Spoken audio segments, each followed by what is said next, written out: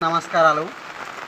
ఈరోజు అల్లూరి సీతారామరాజు జిల్లా జీమాడుగుల మండలం అట్టివేక్ష గ్రామంలో ఒక ప్రభుత్వ పాఠశాల పరిస్థితి ఎలా ఉందంటే ఒక నాశనం అయిపోయింది. ఈ గ్రామస్తులు సుమారు చాలాసార్లు కూడా దరఖాస్తులు పెట్టినప్పటికీ ప్రభుత్వాలు స్పందించలేదు, గత గవర్నమెంట్ కూడా. అలాగే ప్రస్తుతం ఈ స్కూల్లో 30 మంది వరకు విద్యార్థులు చదువుతున్నారు, 60 గడపలు ఉన్నాయి. కానీ ఎన్ని ప్రభుత్వాలు వచ్చినా సరే ఈ గ్రామంలో ఈ పాఠశాల కొద్దిగా రిపేర్ కూడా చేయని పరిస్థితి ఉంది. అయితే చాలు ఈ స్కూల్ బిల్డింగ్ చాలా కారిపోతుంది.